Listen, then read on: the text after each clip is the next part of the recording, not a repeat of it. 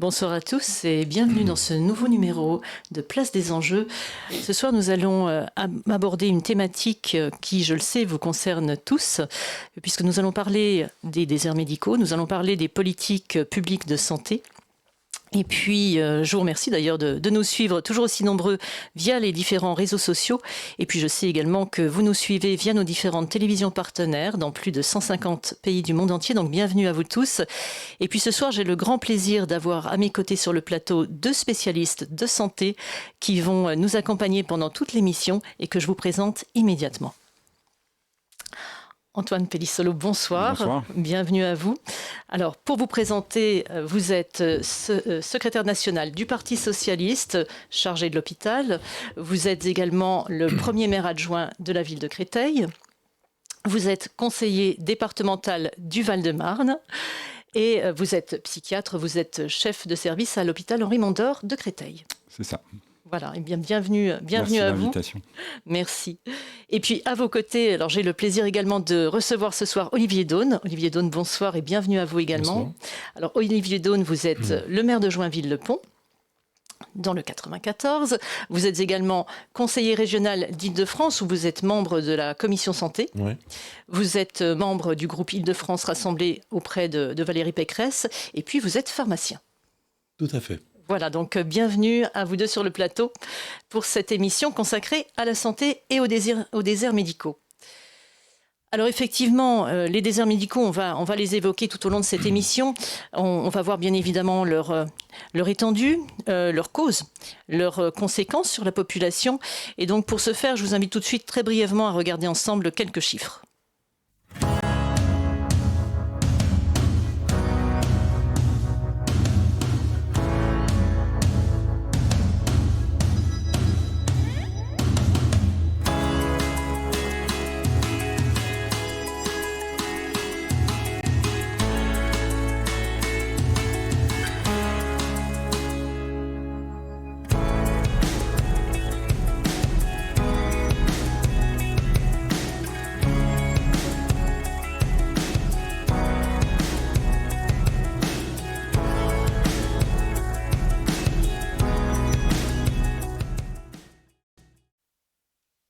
Alors Antoine Pellissolo, on l'a vu, la France est concernée par un manque accru de médecins généralistes. On a vu que certaines zones de province sont plus en tension que d'autres. J'aimerais d'abord, vous avez eu la gentillesse de me faire parvenir une carte qu'on va voir. Eric, notre réalisateur, va d'ailleurs la mettre à l'écran. Je voudrais que vous nous expliquiez un petit peu quelles sont les zones les plus en tension en province à l'heure actuelle. Alors, c'est difficile d'avoir un schéma simple, mais on voit quand même un peu à l'œil nul. Dans cette carte, les régions les plus claires sont les plus démunies en médecins, et les régions en bleu plus ou moins foncé vont être plus ou moins denses en médecins. Alors, parce que évidemment, la notion de densité, ça tient compte à la fois du nombre de professionnels et des besoins, enfin, et de la population, proportionnellement. Et en gros, on voit quand même assez bien que toute la région centre, française centre... Oui, c'est assez visible, en effet. Oui, c'est net sur cette carte-là. Et les régions, en gros, proches des côtes, notamment, proches des grandes villes aussi, sont plus denses en médecins. Mais alors, la limite à ça, c'est que, vous voyez, c'est des grandes moyennes, et qu'au sein du même secteur, du même département ou de la même région, on peut avoir des grandes disparités. Et par exemple, on reparlera bien sûr de la région parisienne, mais la région parisienne, là, qu'on voit pas bien, parce on va en parler d'ailleurs avec Olivier Daune juste après. Oui, elle est très démunie, donc elle a beau être au centre de la France et être proche d'une grande ville, malheureusement il y a un gros déficit. Mais sinon, dans l'ensemble du pays, je vous disais, les paramètres principaux, c'est probablement, il y a un effet régional de l'attractivité de certaines régions pour les professionnels de santé, et l'effet des grandes villes, parce qu'on en reparlera aussi, il y a l'effet de formation des professionnels, des médecins qui sont souvent proches de leur lieu de formation, c'est-à-dire des CHU, des facultés de médecine. Et puis ensuite, donc, il y a l'attractivité des zones géographiques qui reflètent soit les origines des médecins, voilà, où sont sur leurs racines, et puis les régions où ils ont eu peut-être plus tendance à à s'installer pour des raisons météorologiques parfois. Et ça peut changer parce que les régions du Sud, qui sont quand même plus dotées que les régions du Nord, peut-être qu'un jour, la température moyenne fera que seront moins prisées. Mais en tout cas, le fait est qu'aujourd'hui, on a cette fameuse région centrale qui est vraiment désertique. Fortement démunie, oui. Et comment on définit justement une zone, comment une zone devient un désert médical? Est-ce qu'il y a des paramètres précis pour définir une zone? Oui, c'est très technique parce que évidemment, c'est pas juste un nombre absolu, c'est un nombre de personnes. Alors, on parlera des médecins, mais je pense qu'il faut aussi parler de tous les professionnels de santé, parce que l'offre de soins, on y viendra juste complète. après. Oui, donc, le nombre de professionnels en valeur brute rapporté à la population, puisque évidemment, c'est une proportionnalité. Et puis, évidemment, il y a la question de distance. Donc, en gros, être dans un désert médical, c'est d'avoir une grande distance à effectuer pour arriver à une consultation et attendre longtemps pour avoir un rendez-vous. Donc, c'est une combinaison du manque de personnel par rapport aux besoins de la population. Et les besoins, ils ne sont pas juste aussi liés au nombre de personnes. Ça peut être lié à l'âge de la population. Il y a des âges où on a plus besoin de consulter. Il y a des populations qui ont tendance à, d'ailleurs, plus ou moins consulter que les autres. Donc, il y a plein de paramètres. Et dernier paramètre complexe, c'est aussi le temps de travail des médecins, parce que c'est pas juste le nombre de personnel, il y a aussi comment ils travaillent, comment ils sont installés ou pas, et quels sont les horaires de travail, parce que c'est ça qui a beaucoup changé au fil du temps. On verra sur le nombre absolu. Le nombre absolu a malheureusement baissé, parce qu'on a baissé le nombre d'étudiants en médecine, le fameux numerus clausus il y a quelques décennies, mais surtout, en plus, les médecins travaillent moins. C'est comme toute la société, le temps de travail a réduit. Et c'est pas un détail. On considère que dans plein de situations, pour remplacer un médecin antérieur, il en faut au moins 2, parfois 3. Donc évidemment, là, le nombre, ça multiplie les besoins. Donc voilà, on définit les tutelles définissent des critères avec tout ça qui permettent de dire, aujourd'hui, si on simplifie, il y a les zones rouges, vraiment les plus en déficit, donc des consultations loin et des rendez-vous difficiles à obtenir, parfois aucun rendez-vous possible. Ça, c'est déjà 30% de la population française qui se trouve dans donc on a vu plusieurs millions, donc 30% de la population française. Et il y a des zones qu'on appellerait orange, c'est-à-dire moins déficitaires, un peu moins en tension, mais quand même inférieures à ce qu'il faudrait. Là, c'est aussi, je crois, alors je sais plus très bien sur la France entière, mais c'est aussi au moins 10 ou 20%. Et quand on verra la région parisienne, en gros, zone rouge et zone orange, c'est quasiment toute la région parisienne. Donc c'est là qu'on voit quand même l'intensité du problème. Effectivement, c'est important. Et justement, vous me faites cette transition, et je vais laisser la parole à Olivier Daune, parce que je voudrais que vous nous présentiez la situation que vous connaissez bien au sein de la région parisienne. Alors moi, je vais la présenter plutôt au niveau des communes, tout simplement, parce que tous mes amis, tous nos amis communs qui sont élus, maires, conseillers généraux, départementaux, autres, depuis de nombreuses années, constatent le vieillissement des médecins et le non-remplacement de ces médecins. Alors au départ, on s'inquiétait pas trop, et puis tout d'un coup, ça s'est fortement accéléré, puis il y a toute une classe d'âge de médecins généralistes qui est partie finalement à la retraite, et une retraite bien méritée, en plus souvent étant très fatigués parce que submergés de demandes. À cette époque-là, il n'y avait encore pas Doctolib, il n'y avait pas tous ces moyens de consultation. Donc tous les maires aujourd'hui sont complètement un peu prémunis de solutions pour installer des médecins chez eux sur leur territoire, dans une cartographie qui pourrait être établie, bien gérée, parce que d'une ville à l'autre, en fonction des élus, et en fonction des richesses des villes, certains médecins viennent ou d'autres ne viennent pas. Oui. Mais donc tout ça, ça a besoin de structuration. Donc moi, je sais qu'au niveau local, au niveau régional, des plans ont été mis en place par Valérie Pécresse, mais aussi les gouvernements précédents, pour atteindre un objectif au niveau national de 4000 MSP. Aujourd'hui, je crois qu'on est à peu près à 2005 au niveau national. Mais on constate toujours qu'en région parisienne, globalement, c'est difficile. Pourquoi ? Le logement pour les médecins, le coût de la vie, la rémunération des médecins aussi, qu'il faut reconnaître, est complètement décorrélé de la réalité. Je veux dire, la responsabilité, l'engagement d'un médecin, ce que disait mon collègue professionnel de santé à côté de moi, c'est qu'effectivement, vous avez aussi le temps de travail qui a changé. Le temps de travail, moi j'aurais pas dit forcément 1 par 3, mais j'aurais dit 2, on les remplace par 3. Après, ça dépend de quel professionnel de santé. Donc au niveau de la région, je sais qu'un grand nombre de maires se sont mis en quête de solutions, donc d'aide de l'État, déjà, pour installer des MSP, mais aussi d'aide de la région, qui s'est beaucoup investie depuis quelques années afin d'aider à l'installation, surtout à l'installation en achetant souvent des locaux. Et c'est là où les élus, on en parlera peut-être tout à l'heure, ont un rôle à jouer extrêmement influent. On est auprès des promoteurs pour accompagner. Mais il y a beaucoup de choses sur lesquelles on peut accompagner après. Totalement. On parlera des politiques de santé locales, justement, qui peuvent être mises en place par des maires, par d'autres élus. Par contre, il y a des grosses disparités quand même en Île-de-France. On dit que la Seine-Saint-Denis est le premier désert médical de France. Est-ce que c'est le cas ? Oui, c'est le cas. C'est toujours le cas. Peut-être par souci d'installation, peut-être sur une insécurité, une précarité. On est sur des populations qui sont vraiment en grande difficulté pour la plupart, puisque on a beaucoup de CMU, d'aide médicale d'État et tout. Oui. Bon, ce sont des personnes qui ont besoin d'une attention forte et c'est vraiment aujourd'hui, moi je connais beaucoup de jeunes médecins qui ne veulent pas y aller, quoi. Une attractivité beaucoup moindre. L'attractivité, elle est complexe. Alors je pense que ça peut se travailler. Ça c'est une politique nationale sur ces zones comme la Seine-Saint-Denis, mais il y en a d'autres en France, d'aide renforcée à l'installation et aussi à la sécurisation. Parce que parfois on a des médecins qui, en sortant de leur consultation, se retrouvent dans des situations particulièrement dangereuses, tout à fait. Complexes. Oui. D'accord, très bien.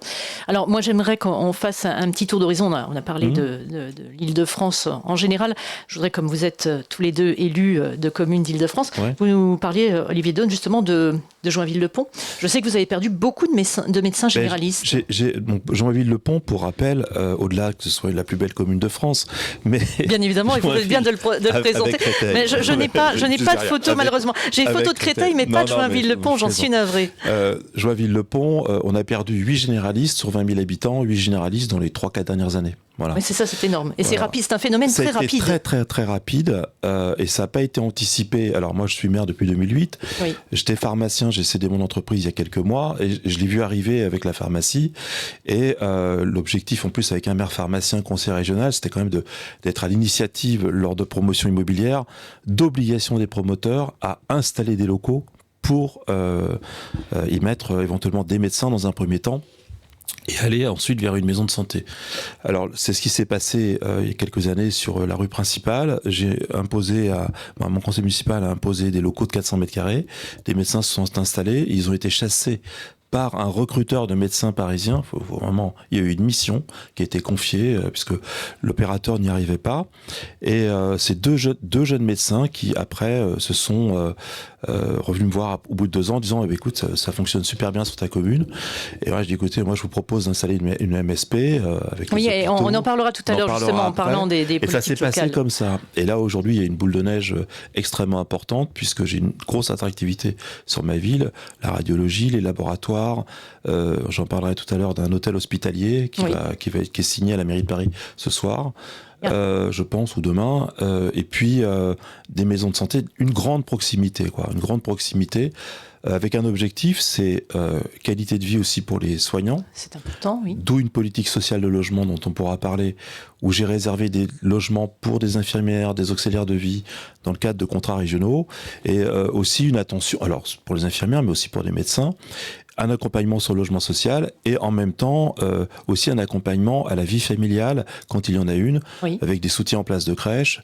Important, oui. Donc voilà, donc c'est ce qu'on a mis en place à Joinville, ce qui fonctionne très très bien aujourd'hui et qui fait que Joinville va logiquement très rapidement sortir d'une problématique de désertification, mais qui est arrivée tellement vite. Oui. Que je pense que beaucoup de maires sont démunis parce que dans leur conseil, soit ils ont, comme mon collègue, un professionnel de santé qui est investi politiquement ou dans un contrat un mandat départemental, régional. Et qui est sensibilisé à ces questions de santé. Soit vous l'avez pas, et là on voit des maires qui sont en grande difficulté. Totalement. Après, vous avez aussi un outil qui est arrivé, qui est précieux, qui sont les CPTS, les comités territoriaux de santé, professionnels de santé. J'y croyais pas, je me suis encore dit c'est encore un bidule de l'État qui va arriver. Encore on en parlera justement dans les politiques gouvernementales. Mais tout ça, ça nous a vraiment aidé, convaincus de mettre en place diverses mesures. Et vous-même, Antoine Pellissolo, à Créteil, quelle est la situation ? Est-ce que vous avez vu aussi une décrue du nombre de médecins, de professionnels ? Oui, bien sûr. Alors, la situation de Créteil, c'est un peu particulier. C'est une grande ville, préfecture, dans laquelle on a historiquement 3 hôpitaux. Ouais. Oui. Alors, finalement, ils sont intergroupés. Il y a 2 gros centres hospitaliers, donc Mondor, Chenevier et l'hôpital intercommunal. Et donc, moi, je suis pas très ancien dans mes fonctions, mais le maire de Créteil, Laurent Catala, avait toujours en tête qu'on n'aurait jamais de problème de santé à Créteil parce que grosse structure hospitalière, très attractive. Et malheureusement, en effet, les mêmes évolutions se sont quand même posées, avec un effet de décroissance en effet très brutal à cause de la pyramide des âges. La plupart des médecins, en gros, s'étaient installés, je pense, en moyenne dans les années 70, au moment où la ville s'est beaucoup développée, et donc ils arrivent tous à peu près à la retraite en même temps. Et la retraite, pour les médecins, on sait bien que c'est pas 60-65 ans, c'est parfois 70-75 ans, parce que moi j'ai des confrères qui sont encore dans des cabinets à 75 ans à Créteil, comme partout. Et donc, oui, il y a un décrochage. Aujourd'hui, je crois qu'on est à 60 médecins généralistes. Je crois qu'à une époque, on n'était pas loin de 100. Donc, c'est vrai que c'est quand même radical. Et beaucoup, je crois on a plus de 15 médecins sur les 60 qui ont plus de 65 ans. Donc, on sait bien que très vite, ils vont arrêter. Donc, il y a ce problème de nombre de médecins insuffisants, malgré l'université. Alors, tout bêtement, parce que moi, je le vois sur le terrain, je suis professeur d'université, les étudiants, les médecins ensuite ne s'installent pas comme ils se faisaient avant, rapidement après leurs études. Ils mettent c'est au moins 10 ans ou 15 ans de remplacement de différentes solutions et qu'ils recherchent. Donc c'est pour ça qu'il faut mettre en place des incitations. Mais parce que voilà, on perd des médecins. Et aujourd'hui, alors il y a un gros effort, en effet, des CPTS pour essayer d'animer la vie professionnelle. Il y a un problème de locaux. Et c'est clair que ce que vous avez pu faire, c'est sûrement décisif, parce que les locaux c'est cher et que le foncier est difficile à trouver. Donc il faut que ça soit, il faut trouver des leviers à ce niveau-là. Dans une ville déjà dense, c'est toujours compliqué. Et puis faire des projets. Donc sur Créteil, on a donc l'université de santé de l'UPEC, et il va y avoir bientôt aussi une maison de santé pluridisciplinaire universitaire, donc qui est portée par des collègues de la faculté de médecine qui là aussi ont la capacité à faire venir des étudiants, donc c'est quand même un point favorable. Mais ça va pas suffire, donc on essaie de multiplier. Moi je crois beaucoup, on en parlera sûrement, aux centres de santé qui sont une autre façon on en parlera tout à l'heure, effectivement. Proposer des soins. Ça, il faut multiplier tous les dispositifs et alors, l'attractivité, on pourrait se dire c'est pas compliqué, c'est quand même une grande ville, on est proche de Paris, mais non, malheureusement, il y a un peu le côté négatif de la capitale, parce que moi je vois bien, beaucoup de jeunes, ils ont plutôt envie d'être à Paris. Il y a un différentiel entre le centre, entre Paris et certains départements comme le Val-de-Marne, mais c'est encore pire effectivement dans le 93-77. Ça va être du simple 10 fois plus de densité dans Paris que à 10 km de Paris. Créteil, c'est à 10 km de Paris. Oui, ce n'est pas très loin. C'est gigantesque comme fossé, et ce qui fait qu'il y a une inégalité. C'est ça le problème de fond, c'est l'inégalité d'accès aux soins, parce que quand vous avez moins de médecins, alors dans la région parisienne, ils peuvent se déplacer un peu plus facilement, mais pas tant que ça. Il y a les personnes âgées, les personnes handicapées qui peuvent pas faire 10 km facilement. En région, province, c'est encore pire. Quand vous devez faire 50 km pour un ophtalmo, c'est juste pas possible. Mais en tout cas, on essaye de travailler tous ces points-là. Il y a les questions des déplacements, quand même, de la mobilité qui est vraiment incluse dans cette question-là. Et donc faire des projets pour travailler avec les autres professionnels de santé, puisque les médecins travaillent en équipe maintenant, et c'est bien, donc les CPTS notamment, et puis des projets de travail en collectif, puisque les maisons de santé, les équipes de soins, c'est vraiment ça que les jeunes professionnels maintenant veulent avoir. C'est plus le cabinet avec indépendance totale et sa propre clientèle, c'est plutôt toujours du groupe et du travail partagé. Ça, c'est plutôt ce qui correspond d'ailleurs, on va parler des politiques gouvernementales dans quelques temps, aux directives qui étaient édictées dans la stratégie Ma Santé 2022, où on disait que le temps du médecin seul dans son cabinet était totalement révolu et que l'objectif maintenant était d'avoir des concentrations de médecins au sein d'un même centre. Oui, pour travailler ensemble. La plupart des médecins, des étudiants, en pharmacie, je pense que c'est pareil. Ils ont été formés à l'hôpital dans des collectifs. Et aujourd'hui, en effet, le modèle, c'est pas je travaille tout seul, quoi. Voilà. Et notamment pour pouvoir partager, pour pouvoir échanger. Enfin, voilà. Et ça répond bien aux besoins de la population, parce que ça veut dire que c'est pas le médecin qui assure jour et nuit tout seul, comme ça se faisait dans les campagnes, Exactement. les gardes, les week-ends.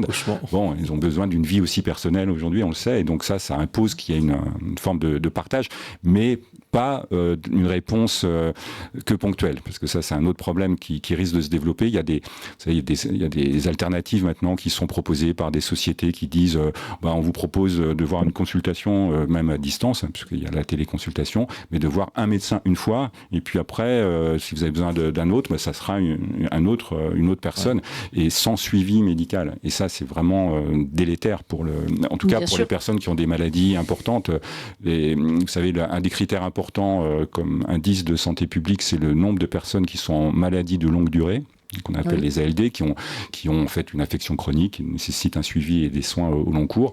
Et le pourcentage de personnes en France qui souffrent d'une ALD, d'une affection de longue durée, qui n'ont pas de médecin traitant, il est de 10 ou 11% en France. Donc c'est quand même énorme, parce que c'est 10% de malades qui ont des choses sérieuses, qui n'ont pas un médecin régulier, qui les connaissent, qui peuvent voir rapidement si besoin. Alors la sécurité sociale et les villes, on participe tous à essayer de réduire ça. Alors c'est pas facile vu le manque, mais je crois que la Créteil, on a réussi, via la Sécu, parce qu'ils sont très actifs à ce niveau-là. C'était aussi un objectif, je crois, national, d'essayer d'atteindre 100%, parce que les médecins, c'est normal pour des personnes qui ont des maladies. Et sur Créteil, ça a baissé. On a pu réduire ce taux-là de ces dernières années à autour de 6%, alors que c'était 8%. Ça, c'est un indice important, quoi. Tout à fait. Et en ce qui concerne on parlait des généralistes. Et en ce qui concerne les spécialistes, est-ce qu'on a ce même phénomène, Olivier ? Les spécialistes, alors moi je suis pas un spécialiste des spécialistes, je peux parler de la pharmacie, mais les spécialistes, on a bien vu que certaines spécialités avaient disparu. La gynécologie, la dermatologie, la chance qu'on ait en étant sur un territoire comme le Val-de-Marne, c'est tout simplement d'avoir les hôpitaux à proximité. C'est vrai que d'avoir l'Interco, Mondor, qui sont quand même très très réputés pour la qualité de leurs soins, entre autres, font que les gens vont en consultation à l'hôpital. Mais les spécialistes ont disparu. On n'a plus de diabétologues, ou très très peu. Et là, on rejoint les problématiques de l'ALD, du 100%. Alors, c'est vrai que nous, la CPAM fait un travail extraordinaire sur le Val-de-Marne, avec l'ARS entre autres, mais surtout la CPAM, puisque dernièrement, je crois que moi sur Joinville, alors je ne suis pas en pourcentage, mais je sais plus qu'il y a une centaine de personnes qui n'ont pas de médecin traitant. Donc moi-même j'étais ALD, j'avais pas pris de traitant parce que j'en trouvais plus, et m'ont harcelé, et finalement j'ai dit il faut que je le fasse, il faut que je montre l'exemple quand même. Effectivement. Et donc j'ai pris un traitant. Mais oui, les spécialités disparaissent, mais bon, faut reconnaître que entre les cliniques privées comme Armand Briard, je vois à côté à Nogent, les maternités, puis tous les hôpitaux parisiens, on arrive à trouver quand même en région parisienne des spécialistes. Oui, en région parisienne, c'est effectivement plus facile. Par contre, effectivement, vous parliez de l'hôpital où les patients se rendent. Les patients se rendent aussi à l'hôpital aux urgences, notamment, et ce qui engorge les urgences, puisqu'ils ne trouvent plus de généralistes. Ah oui, alors ça, c'est vraiment l'effet le plus délétère, parce que c'est tout ce qu'il ne faut pas faire. Les urgences, c'est réservé aux urgences les plus graves, et donc plus il y a de personnes, moins c'est fonctionnel. Et ça épuise les équipes, par ailleurs. On sait bien qu'on a du mal aussi à garder les personnels à l'hôpital. Et puis surtout, pour le suivi médical, pour la bonne prise en charge, c'est vraiment pas du tout souhaitable. Donc, on travaille beaucoup, vous savez, sur les alternatives pour appeler plutôt d'abord le SAMU, le 15, parce que c'est eux qui gèrent, pour essayer de trouver des alternatives aux urgences. Et ça marche plutôt bien, ce qu'on appelle le SAS, le service d'accès aux soins. Et puis trouver en effet des relais. Alors, je pense que le premier niveau, c'est le médecin généraliste, et en effet ensuite les spécialistes. Alors, soit dans le secteur hospitalier, soit dans le libéral, mais avec en effet des spécialités. Vous disiez la dermatologie, je crois qu'effectivement c'est drastique. Je crois qu'il y a des départements où il n'y a plus de dermatologues. Tellement. Oui, puis ils ont changé leur type de soins en même temps. C'est-à-dire que plutôt que de faire une analyse de la peau et du dépistage, aujourd'hui, ils préfèrent faire du traitement laser. Je suis un peu dur quand je parle de ça, mais c'est la réalité économique du dermatologue, donc on peut comprendre. Mais je l'entends en me disant, moi, je pour prescrire des crèmes, je fais du traitement de laser, de l'esthétique, beaucoup d'esthétique. Donc il y a un vrai sujet, oui, un vrai sujet. Alors justement, ce manque de professionnels va induire une forme de nomadisme médical, puisqu'on va parcourir des distances de plus en plus importantes pour aller consulter des professionnels de santé hors de sa ville, hors de son département, souvent. Alors justement, est-ce que ce nomadisme médical n'induit pas pour certaines personnes, une forme de colère, voire amplifie les inégalités sociales, parce que certaines personnes n'ont pas les moyens de sortir de leur département pour aller, par exemple, consulter un spécialiste à Paris. Est-ce qu'on a justement ce phénomène est-ce que vous le ressentez parfois, ce phénomène de colère, d'insécurité aussi des personnes par rapport à leur santé? En province, oui. Moi, je suis un provincial, je viens de la région d'Orléans. Neuville-au-Bois exactement, et quand vous êtes en dîner chez des amis et que vous entendez qu'un nouveau-né, il a fallu 3 jours pour obtenir une consultation de médecin sur une fièvre à 39-40, vous vous dites c'est pas acceptable. Évidemment. Pas dans notre pays. On est en France, oui, donc le système social de santé est d'où la répartition des médecins, le choix des médecins sur les zones qui sont plus agréables, moins agréables et tout. Ça, c'est un sujet qui est complexe, qui n'arrive pas à être traité. Bien sûr. Mais non, c'est pas acceptable. Alors en ville, moi je propose quelque chose Actuellement, on révise nos PLU au niveau des villes, et je pense qu'il serait précieux et très très utile dans le cadre des PLUI, puisque nous sommes dans des territoires, de réfléchir à des lieux qui pourraient devenir des hubs santé. Qui sont très accessibles, soit par rapport à un métro, un tram, un moyen de transport accessible pour le plus grand nombre, parce qu'on voit arriver des structures qui s'installent un petit peu n'importe où, sans avoir une réflexion de proximité, et peut-être sur le territoire d'à côté on a la même, mais voilà, donc à un moment il devrait y avoir une prise en charge par l'ARS peut-être, ou l'État, ou je ne sais pas trop, ou même la CPM au niveau des remboursements, en imposant des zonages, en imposant tout simplement des zonages. C'est en train de se faire, je crois, pour les dentistes qui vont pouvoir s'installer partout. Ça, c'est tout récent. Effectivement, ça sera à partir du 1er janvier 2025. Le pauvre étudiant qui pensait s'installer, je ne sais pas où, tout d'un coup, on lui dit, monsieur, c'est comme ça. Voilà, donc moi, je travaille beaucoup ces sujets-là d'accessibilité aux lieux médicaux, donc à l'hôpital, mais aussi aux maisons de santé. Et puis, il faut aussi penser, pour les plus éloignés, à des nouveaux moyens qui sont en train d'arriver. Il y a quand même de la télémédecine, il y a des objets connectés, il y a quand même pas mal de choses qui peuvent envoyer des paramètres pour le diabète, pour la tension, à des médecins qui, de loin, peuvent surveiller tous les jours. Alors, ils ne vont pas passer leur journée à surveiller chaque patient, mais il y a des systèmes d'alerte et un petit peu à accompagner ces choses-là. Voilà. Tout à fait. Et vous, Antoine Pellissolo, justement, est-ce que vous avez cette sensation que cela accroît les inégalités sociales ? C'est pas une sensation, c'est une conviction, c'est sûr. Et en tout cas, on l'entend beaucoup, en effet, de tous nos collègues, de tous notamment les élus de toutes les régions, clairement, enfin en tout cas des régions les plus exposées, pour lesquelles c'est un sujet de préoccupation quotidien des habitants.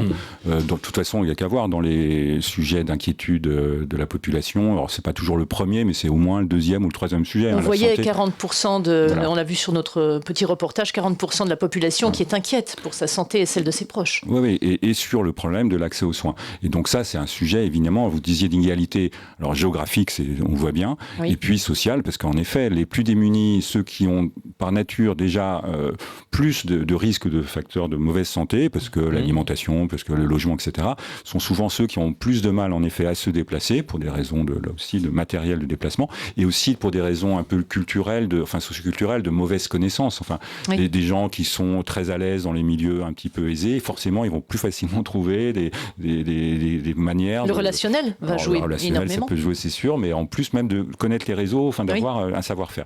Et les personnes, malheureusement, en repli social, vont être encore moins prompts à aller vers des solutions, en effet, complexes, parce que quand il faut se déplacer et qu'il faut voir plusieurs professionnels à la suite, et donc c'est des non-soins derrière, et les non-soins, en tout cas tout le retard et la perte de chance derrière, on sait la mesurer, c'est-à-dire qu'on sait qu'il y a une dégradation de l'état de santé, quasiment de l'espérance de vie, puisque l'espérance de vie est malheureusement malheureusement corrélé au niveau socio-économique. Donc là, moi, on pense beaucoup, bon, je le dis parce que c'est une réflexion qu'on a au Parti socialiste et je pense dans la plupart des partis, mais en tout cas, c'est une vision qu'on peut avoir à gauche, de dire il faut respecter le pacte républicain, parce que c'est vraiment ça, une solidarité, et d'ailleurs qui est plus que la solidarité, parce que tout le monde cotise, tout le monde paie ses impôts, ses prélèvements, et certains n'ont pas le retour qu'ils devraient avoir. Exactement. Pour des raisons ne serait-ce que géographiques. Donc c'est là-dessus qu'en effet, il faut trouver des leviers pour combattre ça, parce que c'est une des raisons de la colère, on l'a bien vu, hein, les gilets jaunes, etc., ça en fait partie, les régions centrales, là, on sait bien que c'est celles-là qui sont aussi pour d'autres raisons, hein, liées au déficit de services publics par ailleurs, mais qui sont les plus impactées par ce sentiment de colère, en effet, à tous les niveaux. Totalement. Alors, on va dans quelques instants parler tout d'abord des politiques gouvernementales, mais avant, je voudrais vous poser une question à tous deux. Pour certaines personnes, justement, qui vivent dans des déserts médicaux, lors des dernières élections législatives, la santé a été l'une des grandes oubliées. Quel est votre sentiment, à l'un comme à l'autre, Olivier Daune ? Oui, la santé est oubliée d'ailleurs depuis longtemps. Hein. Je pense que ça fait bien longtemps qu'on ne parle plus de la santé et qu'on considère la santé comme un problème comptable en réalité. C'est-à-dire que ce sont des lignes, on a 600 milliards de budget pour la Sécu, ça augmente de 3%. Bon, bref, ce sont des lignes qui sont disséquées et l'objectif il est purement comptable. L'humain n'existe pas vraiment. Donc l'humain n'existe pas parce que le respect des professionnels de santé, moi, je me bats pour ça. Hein. Oui. Parce que l'auxiliaire de vie comme au professeur, toute la chaîne doit être respectée. Donc la santé n'est pas... Parce qu'ils ne trouvent pas de solution, à vrai dire. Il n'y a pas eu de plan d'établi, d'abord accepté, validé par les Français, dans le cadre effectivement de la République, de l'accès aux soins pour tous. Ça, je partage complètement. Hein, je veux dire, ça, je pense que quand on est en profession de santé, on ne peut pas ne pas partager. Mais il n'y a pas eu ces réflexions-là, parce que d'un gouvernement à l'autre, c'est toujours l'économie. On va voir dans quelques instants les différentes mesures, mais effectivement, les questions budgétaires sont primordiales. On ne cherche pas finalement à innover, à tenter des innovations. Et puis aussi, alors moi je suis plutôt très région, mais à partager entre les régions des connexions santé. Là on parle de centralisation, décentralisation. Je suis pas pour une ultra-centralisation, mais quelque part les régions ont assumé un rôle important lors du Covid et depuis dans l'aide apportée pour plein de choses, hein, pour beaucoup de choses. Oui, il faudrait vraiment qu'on ait un politicien qui arrive avec une vision de santé équitable, respectueuse et puis surtout proche des plus éloignés, si je peux me permettre, parce que la Creuse, c'est la Creuse, mais quand on entend que dans le 93, tout simplement Seine-Saint-Denis, on n'a pas de médecin, c'est absolument pas normal. Exactement. C'est absolument pas normal. Alors comment stimuler ? Bon, moi je parle beaucoup de la stimulation financière et la reconnaissance professionnelle des professions de santé, parce que les infirmières n'en parlons pas, les médecins ils se battent pour avoir des augmentations qu'ils méritent mais 10 fois. Est-ce qu'un jour on va faire ce choix ? Voilà. Est-ce qu'un jour on va faire ce choix ? Je ne sais pas. Et puis après il y a le problème de l'hôpital, qui est un problème aussi important dans la gestion. Et aujourd'hui, l'hôpital doit changer, pour moi, vu de l'extérieur, et s'adapter à la diffusion en ville, tout simplement à ce que les étudiants collaborent entre la ville et l'hôpital au travers des MSP et autres, et que l'étudiant aille un peu plus loin. Et peut-être que par ces méthodes-là, et comme il y a quand même beaucoup d'hôpitaux en France, y compris privés, on pourra arriver à reconquérir des territoires oubliés. Mais il faut se baser sur l'hôpital. Il faut se baser sur l'hôpital. Fait. Et vous, votre avis, Antoine Pélissot ? Ouais, je partage entièrement, avec le constat en tout cas que le sujet est toujours évité, même si on sait que c'est un sujet de préoccupation majeur. Les sondages le montrent et la réalité s'impose, mais de fait, toutes les campagnes, notamment présidentielles, finissent par éluder le sujet. En effet, parce que la plupart des hommes politiques, les femmes politiques sont assez démunis sur les solutions, et puis aussi parce que c'est des sujets évidemment de long terme. Tout ce qu'on peut faire, ne serait-ce que là, décider du nombre de médecins, évidemment, on ne décide pas pour demain, et c'est des projections à long terme, et on sait bien que les les programmes politiques souvent ont besoin de réponses immédiates pour voilà, c'est le schéma malheureusement temporel.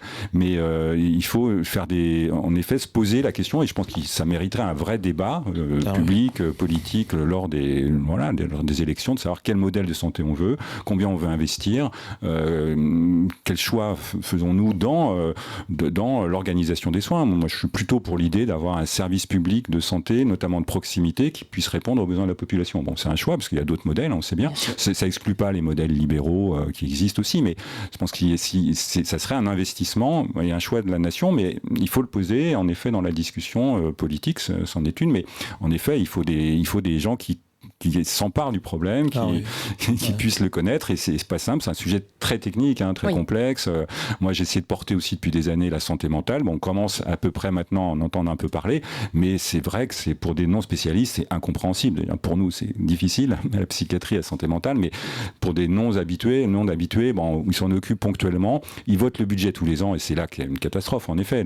Il n'y a pas de réflexion de santé publique sur les besoins. On vote tous les ans un ONDAM, les objectifs nationaux de dépenses maladie, juste sur la base de combien on peut mettre sur la santé, et pas juste de combien on a besoin. Donc c'est quand même déjà un vrai problème. Il faudrait partir des analyses des besoins de la population et en déduire, même si on sait bien que ça peut pas être infini, mais des objectifs et des financements qui vont avec. Aujourd'hui, on n'est pas dans ce modèle-là, et c'est vrai que c'est ça qui conduit aux erreurs fatales. Par exemple, le numerus clausus, on s'est dit en effet ça coûtera moins cher d'avoir moins de médecins. On voit bien que c'est tout l'inverse, parce que derrière, ça fait des gens qui sont pas soignés, qui vont pas bien, et donc idem pour l'hôpital. En effet, l'hôpital, ça a été longtemps, on a serré, parce que ça coûte de l'argent, et puis on a vu au moment du Covid qu'on en avait bien besoin et qu'il fallait redresser. Et alors, il y a eu un effort post-Covid, le Ségur, de la santé, et on sait bien qu'il n'a pas suffi, mais bon, c'est toujours dans les crises qu'on essaie de réagir, et c'est vraiment pas... On réagit évidemment forcément a posteriori, et ce qui est trop tard. Donc on va parler maintenant de politique gouvernementale. Alors, effectivement, depuis plusieurs années, les questions de santé publique, de déserts médicaux sont au cœur des préoccupations du gouvernement, donc, qui a mis en œuvre plusieurs mesures. En 2017, on a un plan d'accès aux soins qui a été présenté par le gouvernement, suivi en 2018 par la stratégie Ma Santé 2022. Donc ça, ce sont des politiques qui s'appuient beaucoup sur les acteurs de terrain. En décembre 2022, la loi portant sur le financement de la sécurité sociale pour 2023 va entériner de nouvelles mesures, tout comme la loi de décembre 2023 qui va également porter sur le sujet des déserts médicaux. Donc on va regarder ensemble quelques mesures immédiatement.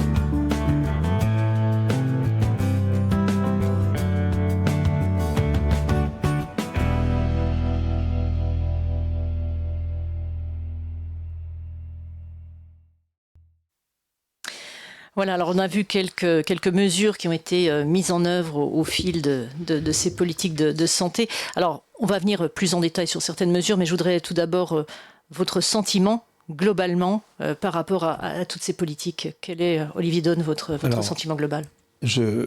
je veux dire qu'il y a des choses intéressantes quand même. Voilà. Des choses très très intéressantes. Après, c'est la mise en place de ces mesures. Bon, la mesure qui m'a le plus troublé, pas dire choqué, c'est quand même le médecin qui va travailler jusqu'à 75 ans. Oui, je vous ai vu réagir. Alors, on n'est pas tous Molière, on ne meurt pas tous sur scène, mais quand même, 75 ans. Alors, les médecins sont souvent des passionnés quand même, faut reconnaître. Mais 75 ans, il faut quand même y aller. Moi, je peux simplement dire que sur ce que j'ai... Bon, alors, les études de médecine, je ne suis pas trop capable d'en parler parce que je ne connais plus le nouveau cursus, mais je connais le cursus des pharmaciens. Et pareil, nous manquons de pharmaciens, tout simplement parce que les études sont communes en première année. Si vous êtes dans les premières places, vous êtes médecin. Après, vous êtes pharmacien ou dentiste, je ne sais plus. Donc, ce qui fait que, au niveau, pour casser les vocations, il n'y a pas mieux, déjà. C'est-à-dire qu'on se retrouve pharmacien alors qu'on voulait être médecin. C'est assez compliqué. Le numerus clausus, c'est une bonne chose. C'est une bonne chose. C'est vrai que quand on fait appel à des médecins de l'étranger, moi, j'ai essayé de faire appel à des médecins espagnols. Alors, on reviendra effectivement sur la formation. Effectivement, on va en parler juste un petit peu plus tard, et puis on expliquera aussi pour nos spectateurs le numerus clausus. Ce que j'ai aimé, c'est l'innovation des territoires. Oui. L'innovation des territoires, modestement, c'est ce que je fais chez moi, mais finalement, ça fonctionne. Laissez-nous innover. Laissez-nous innover, partager avec les hôpitaux, avec l'ARS, avec la région, avec la CPM, travaillons et soyons pas punis quand on innove, mais travaillons. Et moi, je suis un entrepreneur, et à côté d'être un professionnel de santé, mais l'innovation, ça m'intéresse. Après, j'ai vu aussi, on parlait de médecine, un peu médecine connectée, quoi. Donc, pour les déserts, pour les personnes qui sont les plus loin, oui, moi, je crois beaucoup en ça, et je crois beaucoup à ça, et par contre, je crois à certaines limites de la télémédecine aujourd'hui, qui est tombée dans des abus incroyables, notamment au niveau des arrêts de travail. On se fait arrêter, on n'est pas bien, hop, petit chez soi et on se fait arrêter. Bon, les dérapages. Après, ces dérapages-là, bon, faut les assumer et il faut les contrôler. Aujourd'hui, est-ce qu'ils sont contrôlés? Est-ce qu'ils sont contrôlables? Est-ce qu'ils sont répréhensibles? J'en sais rien. J'ai pas vu une ligne sur les hôpitaux, vraiment. C'était quelques mesures, bien évidemment. Il y en a plus, toutes n'ont pas été répertoriées. Les hôpitaux, moi, la question que je me pose toujours, parce que j'ai quand même malheureusement fait pas mal d'hospitalisation, c'est d'être des fois hospitalisé dans des couloirs qui sont un peu vides, parce que les chambres sont pas toutes occupées, quoi. Alors, je vais peut-être pas aller dans les bons hôpitaux, mais pas toutes occupées. C'est le modèle hospitalier de l'hôpital, finalement, qui pose un sujet dans le coût. Et puis, je trouve qu'on parle pas assez du grand âge, des seniors. Oui. Quand même. Le vieillissement de la population qui impacte de toute façon, on est confronté, santé. Alors en psychiatrie, j'imagine plus que tout, mais on est confronté ça dans nos villes, partout, avec le suivi à domicile, les personnes qui ne veulent plus aller dans les EHPAD parce que ça coûte trop cher. Oui. Donc là, il y a un problème de financement et de solidarité. On ne parle pas du handicap non plus. Oui. On a beau en parler, mais on n'en parle pas. Oui. C'est le grand oublié, et il faut savoir quand même qu'en population, je ne sais plus le pourcentage, moi, je crois qu'il y a 5 à 10% de personnes qui portent un handicap, le sachant ou pas, le sachant pas. Il faut en parler, quoi. Il faut en parler. On ne parle pas des aidants aussi. Oui. On ne parle pas des aidants parce que on voit souvent disparaître les dents qui aidaient l'autre et qui tout d'un coup disparaît parce qu'il était épuisé, il n'a pas été accompagné. Bon, voilà, mais les sujets sont très très vastes. Moi, ça me fait penser au plan de l'ARS. Oui. Quand à la région, on écoute le plan, la version 3-4 de l'ARS, c'est un superbe catalogue. Il n'y a pas une virgule qui est oubliée. Mais en réalité, il n'y a pas de priorités qui sont mises. Et c'est savoir mettre les priorités en fonction de ces territoires, et puis en fonction des financements. Et je pense qu'on peut accélérer certaines priorités. Et l'adapter aux régions aussi. Et l'adapter à des régions, oui, parce qu'effectivement, on n'a pas forcément les mêmes problématiques d'une région à l'autre. Comme on le voyait, oui, tout à fait. Mais le vieillissement, quand on entend les médecins à 75 ans, je dis, oh là. C'est assez violent, oui, tout à fait. Antoine Pellissolo, votre avis justement globalement sur ces politiques qui ont été menées ces dernières années? Alors, ce qu'on a vu là, dans beaucoup de ces lignes, c'est beaucoup du palliatif, moi je dirais. C'est-à-dire qu'on manque de ressources et on va essayer de compenser par des choses intelligentes en général et efficientes. Donc certaines effectivement sont des bonnes idées et fonctionnent, mais quand même on a passé de médecins, donc on va remplacer par on va compléter par des assistants médicaux, des infirmiers qu'on appelle pratiques avancées qui ont vraiment des compétences utiles. Le but premier est de dégager du temps pour le médecin, pour qu'il puisse se consacrer davantage aux patients. Donc ça, c'est vrai que il faut le faire, mais ça a ses limites parce qu'on ne peut pas évidemment supprimer complètement le rôle des médecins.